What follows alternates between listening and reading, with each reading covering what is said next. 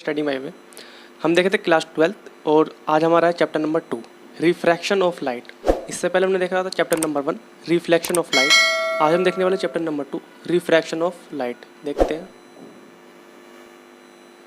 तो स्टूडेंट, तो हमारा जो चैप्टर नंबर 1 था वो था रिफ्लेक्शन, जहाँ लाइट क्या हो रही थी, किस सरफेस पर पड़कर लाइट रिफ्लेक्ट होती है।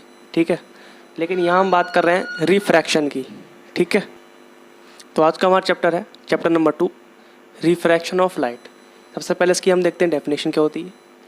When light travel from one transparent medium to another transparent medium then in the second medium its velocity and direction change, this is called refraction of light. हमें सीधा सा डेफिनेशन समझ में आ जाता है कि जो लाइट है, अगर लाइट एक मीडियम से दूसरे मीडियम में क्या करती है, ट्रैवल करती है। मान लो मैंने एक मीडियम की क्या मान लिया, ये एयर मीडियम है। क्या है, एयर में है। उसके बाद ये किस में हो गई, वाटर में हो गई। मान लेते हैं ये मीडियम कौन सा है, M1 एयर है और ये मीडियम 2 है जिसे क्या है, वाटर है। जैसे डेफिनेशन में लिखा हुआ है कि जब लाइट इस पर इंसिडेंट होती है, ये क्या है, इंसिडेंट लाइट है।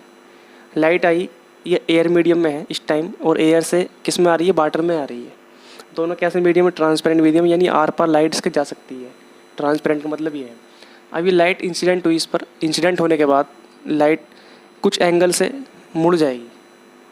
उसमें क्या होता था कि लाइट जिस एंगल से आई उस एंगल पर वापस हो गई रिफ्लेक्शन में। लेकिन रिफ्रैक्शन में क्या होता है, दोनों आई और आर जो है बराबर नहीं होते, क्योंकि ये एंगल कुछ और है और यहाँ एंगल कुछ एंगल में बेंड हो जाएगी, इस तरफ को बेंड हो जाएगी, अभी में बेंड हो जाएगी थोड़ी सी। तो थोड़ी सी बेंड होने पर इसका एंगल चेंज हो जाएगा और जिस स्पीड से यहाँ आ रही थी और जिस स्पीड से यहाँ होगी उसमें अंतर होगा। यहाँ स्पीड ज़्यादा होगी एयर में और वाटर में स्पीड क्या होगी, कम हो जाएगी।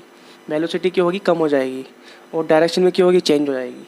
जैसे इस डायरेक्शन में आ रही है तो अगर ऐसी सीधी चली जाती और लेकिन इसने क्या, अगर थोड़ा सा बेंड हो गई तो डायरेक्शन में क्या होगी, इसकी डायरेक्शन भी चेंज हो गई।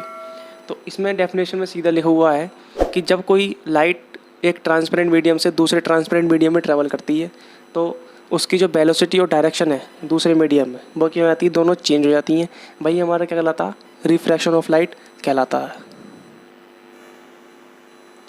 हम देखते हैं कि जैसे हमने देखा था रिफ्लेक्शन ऑफ लाइट के 2 लॉज होते हैं, वैसे ही रिफ्रैक्शन ऑफ लाइट के भी 2 लॉज होते हैं। इससे पहला लॉज देखते हैं हम। पहला लॉ क्या है, incident ray, refracted ray and normal all lie on the same plane. ये हमारी कौन सी रे है, इंसिडेंट रे।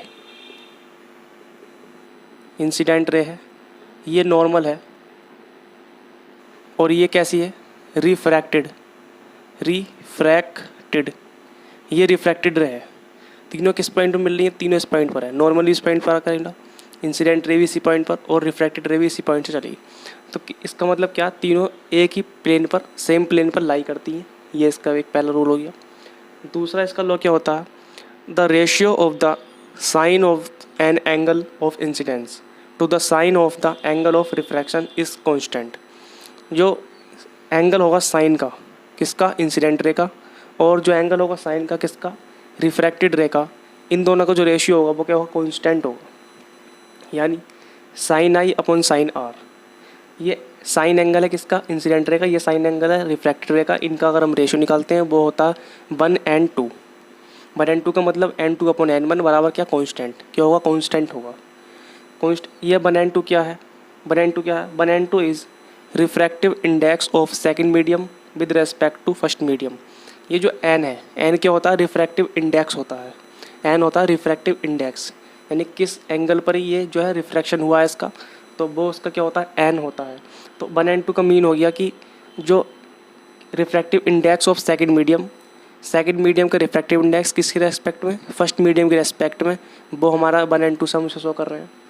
और हमने देखा सेकंड लॉ क्या है, sine i upon sine r बराबर 1:2 बराबर कांस्टेंट।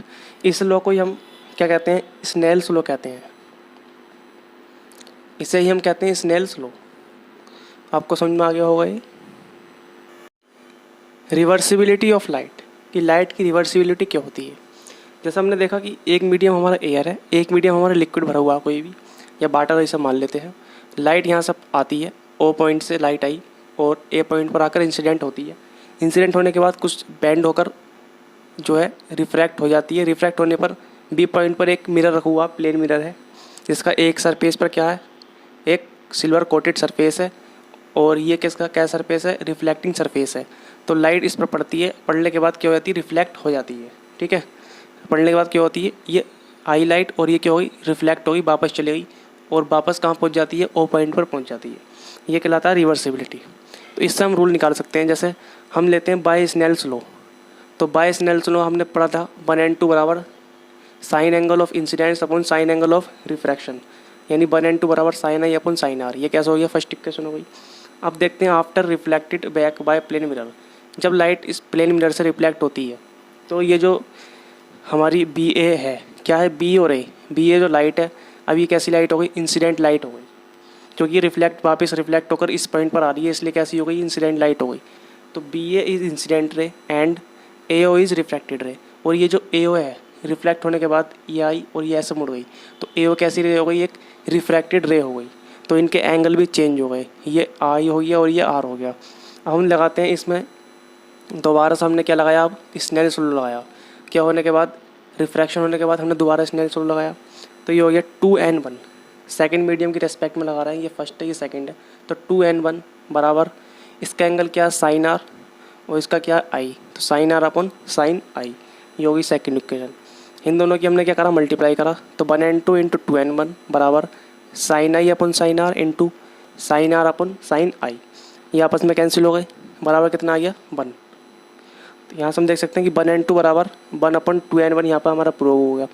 इससे हम क्या नतीजा निकलेगा, इससे क्या रिजल्ट निकलेगा, तो हम देख सकते हैं, जैसे अगर मैं मानता हूँ कि एयर का रिफ्रैक्टिव इंडेक्स गिलास की रेस्पेक्ट में, इसे हम लिख सकते हैं ANG, एयर का रिफ्रैक्टिव इंडेक्स गिलास की रेस्पेक्ट में अगर 3/2 है, कितना है, 3/2 है, तो गिलास का रिफ्रैक्टिव इंडेक्स एयर की रेस्पेक्ट में कितना होगा, इसका रिवर्स हो जाएगा, यानी 2/3। इस तरीके से हम इसे फाइंड आउट कर सकते हैं, निकाल सकते हैं। आज के लिए इतना ही। अगर आपको कोई डाउट है कमेंट के माध्यम से शेयर कर सकते हैं, और अगर चैनल को अभी तक सब्सक्राइब नहीं करा है आपने, प्लीज़ सब्सक्राइब करें एंड शेयर करें। Thank you for watching.